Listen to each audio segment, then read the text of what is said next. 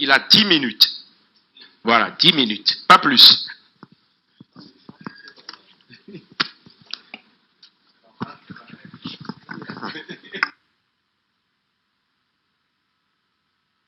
J'appuie. Ah bon. Bon, en 10 minutes. Donc je vais vous secouer. Je l'ai déjà dit à mon très cher ami Kako, mon petit frère, que je ne suis pas du tout du même avis que lui au sujet du rôle de la monnaie dans l'économie. Pour moi, la monnaie, il faut la comparer l'économie au corps humain. Et la monnaie dans l'économie, c'est comme le sang dans le corps humain. Le sang charrie du cholestérol, du diabète ou d'autres maladies.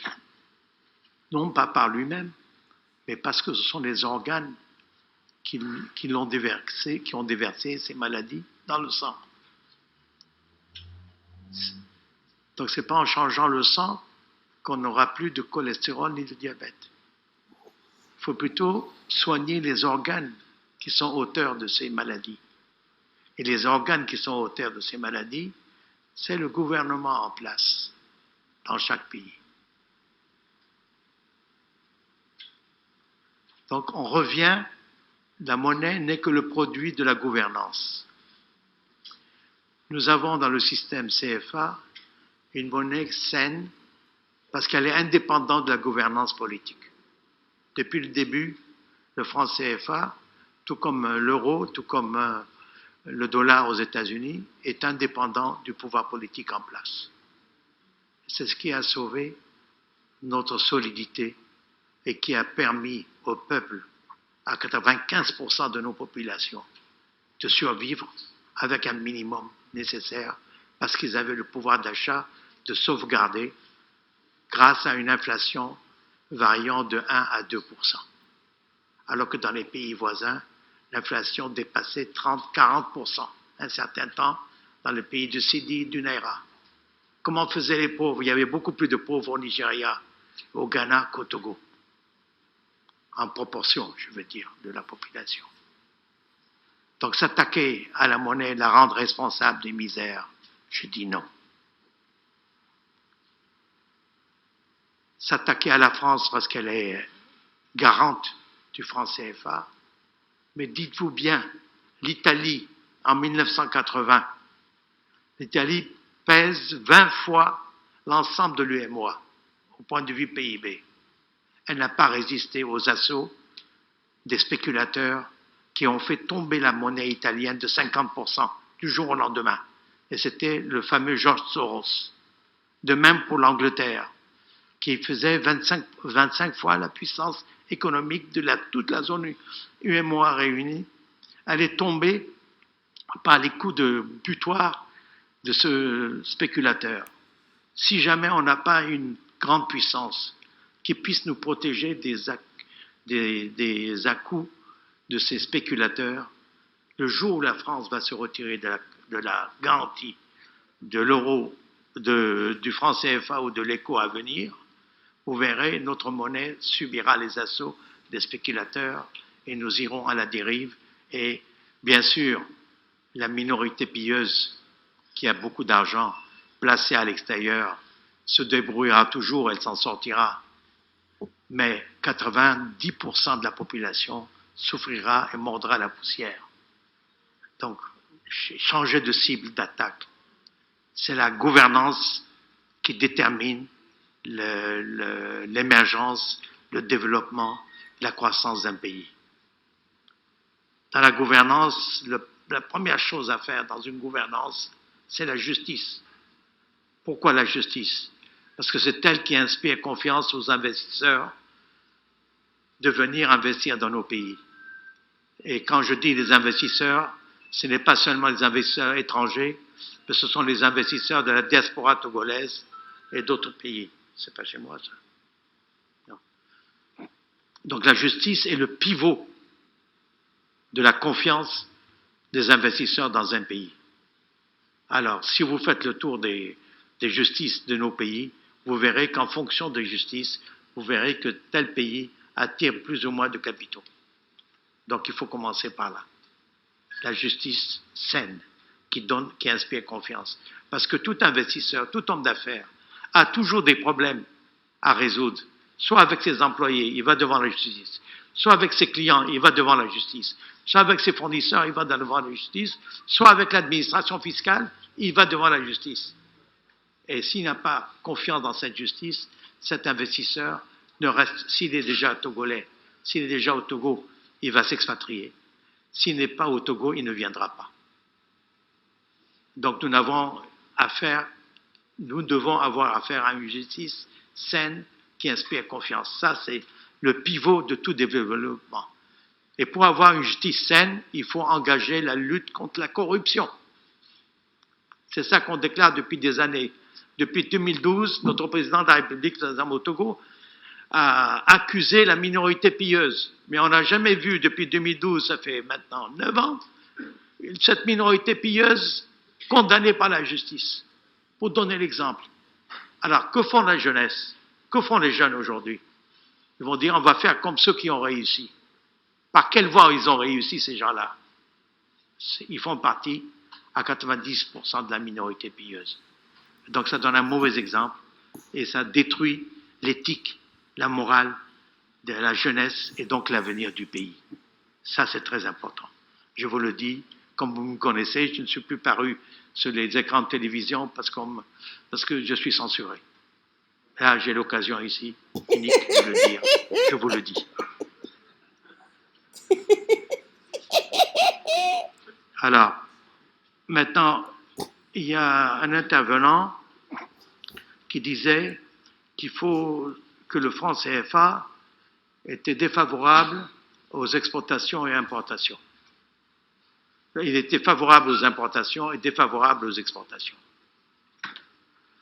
Mais le taux du change CFA dépend de nous, dépend de la BCEAO et des chefs d'État. Si on trouve que le taux de change est trop élevé, on décide, comme en 1994, de dévaluer. Il n'y a pas besoin de dire que c'est trop cher. Or, c'est faux, ce n'est pas trop cher. Pourquoi ce n'est pas trop cher, le franc CFA? Parce que depuis 10 ans, la zone UMOA est la plus performante de l'Afrique. Elle a un taux de croissance moyen de 6 à 7%. Depuis 10 ans d'affilée. On n'a jamais vu ça. Dans tout le continent africain, nous sommes les plus performants. Donc si nous sommes les plus performants, on n'aurait pas une mauvaise monnaie. C'est-à-dire que la monnaie répond à nos besoins. Mais nos besoins actuellement sont limités par le fait que nous sommes surtout exportateurs de matières premières. Il y a très peu d'industries exportatrices. Mais si on veut changer, si on veut développer l'industrie d'exportation, déjà, avant de développer l'industrie d'exportation, développons l'industrie des biens de consommation dont nous avons besoin.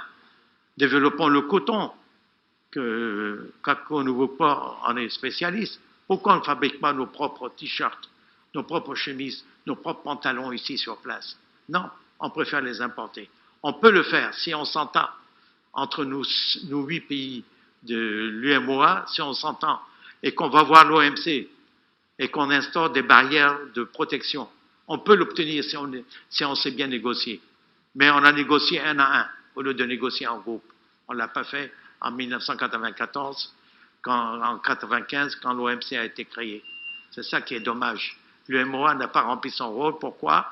Parce que les États ne lui font pas confiance. Et l'UMOA, excuse-moi mon cher Kako, les commissaires sont là uniquement pour assurer la retraite, avoir une belle retraite bien gardée. C'est tout, mais ils ne font rien sur place. Maintenant, peut-être qu'avec lui, les choses vont changer. J'ai confiance. Courage, mon frère. Bon, alors, et ensuite, il faudrait que vous soyez, vous jeunes, les jeunes. Vous avez été emportés actuellement. L'instruction se fait beaucoup plus par les réseaux sociaux que par l'enseignement que vous recevez. Parce que ces réseaux sociaux viennent vous infiltrer dans l'esprit que vous n'avez pas critique. Vous n'avez pas un esprit critique pour résister à l'assaut des réseaux sociaux. Pourquoi vous n'avez pas d'esprit critique? Parce que vous êtes jeunes, vous êtes les produits de professeurs qui ont subi la pensée unique de la dictature. La dictature a duré au Togo de 1967 à 1990. Tous ceux qui ont été formés pendant cette période, dans les autres pays aussi, hein. Je donne l'exemple du Togo parce que c'est mon pays que je connais et où je vis. Donc, toute cette jeunesse n'a pas reçu l'esprit critique parce qu'il y avait la pensée unique. On ne pouvait pas raisonner en dehors des paroles du guide. Donc, vous n'avez pas subi cette période, vous. Vous êtes jeune. Mais vos parents l'ont subi. Ils n'avaient pas le droit de dire autre chose qui puisse déplaire au pouvoir en place. Donc, il y avait une autocensure. Et l'autocensure a été transmise à leurs enfants, que vous êtes. Et donc, vous ne pouvez pas avoir l'esprit de discernement que nous, les anciens, avons. Les anciens Togolais qui ont plus de 70 ans. Je dis plus de 70 ans, parce que même les jeunes de moins de 70 ans, s'ils n'ont pas eu des parents professeurs ou des parents éclairés qui puissent leur communiquer leur sens critique, ils sont restés dans le noir, hein, dans l'obscurité intellectuelle. Et donc, ce qui fait que quand on discute, ceux de ma génération discutent avec les jeunes d'aujourd'hui, vraiment, ça nous fait mal au cœur. Moi, ça me donne des pleurs, parce que c'est l'avenir du pays. C'est l'avenir du pays qui est là. Alors, pour conclure, qu'est-ce que je vais conclure? Je conclus, la première chose à faire, c'est assainir la justice, pour pouvoir inspirer confiance à nos investisseurs. Nous avons beaucoup de Togolais à l'étranger qui ont des milliards CFA, des centaines de millions de CFA, je les connais, qui pourraient venir investir ici s'ils avaient confiance dans la justice. C'est la justice qu'il faut, la première chose à nettoyer dans ce pays, c'est la justice, qu'elle puisse inspirer confiance aux gens. Toutes les familles seraient heureuses, tous les propriétaires de terrain expropriés seraient heureux, tous les hommes d'affaires. Moi-même, je me suis retiré des affaires parce que la justice n'était pas... J'étais un grand homme d'affaires, le deuxième grand homme d'affaires du Togo dans les années 1970-80. Je faisais à l'époque 3 milliards de chiffre d'affaires. Ça veut dire 30 milliards d'aujourd'hui. Mais aujourd'hui, je ne fais plus que 1 million sur les 30 milliards. 1 million de chiffre d'affaires par an. Parce que je suis dans le collimateur des soi-disant opposants, alors que je ne suis ni opposant, ni composant. Je suis pour la vérité togolaise. J'ai dit.